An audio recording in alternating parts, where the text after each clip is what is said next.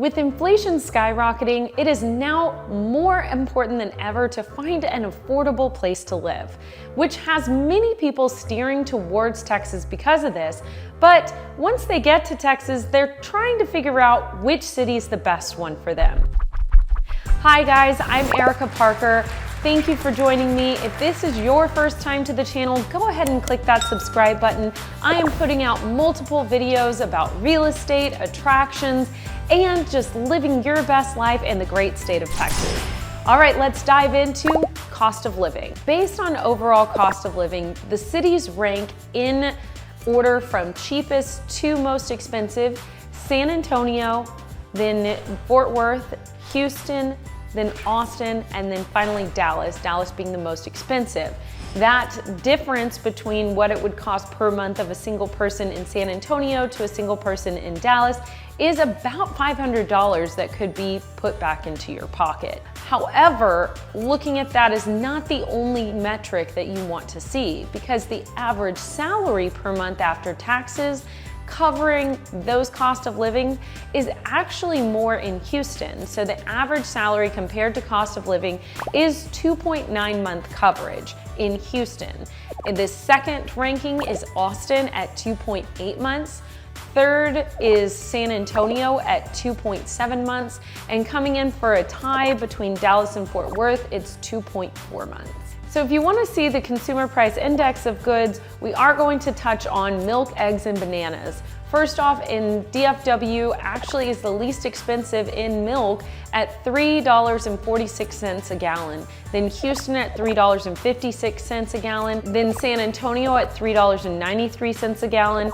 And Austin rounds that out at $4.25 a gallon.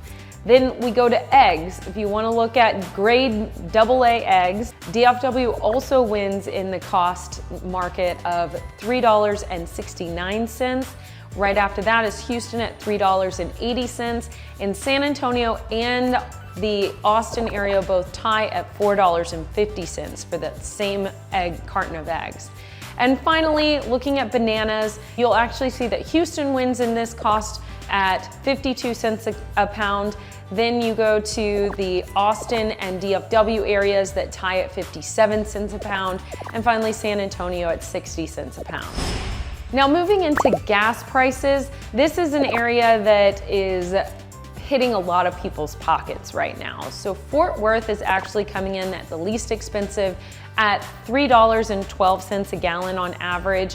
And that goes all the way up to, in Austin, $3.21 a gallon. So that's where the range you're going to see. But you may see a little bit of a give and take because the commute tends to be longer. So in Fort Worth, Dallas, and Houston, who all have the lower gas prices, it actually has about a 27-minute commute on average, whereas San Antonio is an average of 25-minute commute, and Austin's average is a 24-minute commute, meaning that although they're the more expensive per gallon, you may kind of come out in the wash the same, because you're actually on average a shorter commute to Austin than you are going about Houston or Dallas-Fort Worth Metroplex. So I want to go over a few things that actually are in Texas that aren't in other states specifically. And that is, starting off, we do not have an income tax, but we do have property taxes. And those tend to be a lot more than compared to some other states that do have income tax. And the reason for that is the government still needs certain amount of money to fund the government. So that comes from mainly our property taxes here in Texas. Now, in addition to that, we have things called municipal utility districts or water districts. What they do is they cover basically the public water, sewer, drainage, and other things to do with that. And those are big bonds that are given to usually new construction communities. And those districts tend to have an added interest to the property taxes to help pay down that municipal utility bond. So you may find a new construction area that you love, but it may be up to 1% to 1.5% more in property taxes. So if you have a $500,000 house, that's $5,000 more than what you were paying in another area.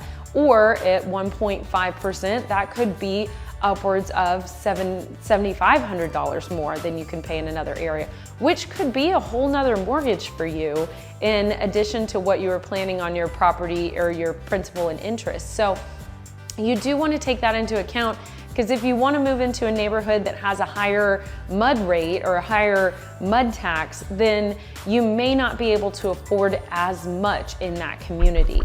Now, the next thing I want to talk about is utilities. So what you'll see is that Houston, Dallas, and Fort Worth tend to have a higher than national average utility cost, whereas Austin and San Antonio are not deregulated and they're regulated, so theirs tends to be less than the national average. And what that means is basically in Dallas, Fort Worth, and Houston, you have, there is a main distributor of energy, but there's all these different retailers that actually sell and distribute the energy to your particular home. And in doing that, you pay a certain price. So what you want to do is go to powertochoose.org to do some shopping for yourself if you're in one of those major cities here in Texas. Also, if you don't want to do all the shopping and comparing and everything, a really great source is called energyogre.com. What they do is they charge $10 a month, and they'll find the right fit for you, and usually they'll have a lot of customers all together, so they can do shorter term lease or shorter term lock-ins, but they can get really great rates for you. And so you might decide to go with Energy Ogre. I have used it before. I've had other customers use it before, and they've been able to save hundreds on their summer bills, summer electric bills, which can get pretty pricey here in the state of Texas due to heat.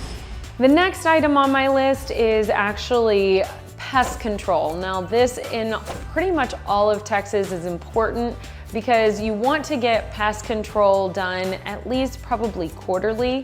That's about $150 a quarter. So that's gonna be another budgeted item of about $600 a year. So you want to take that into account if you own a home or if you're renting and that is part of your rental agreement, is that you take care of pest control.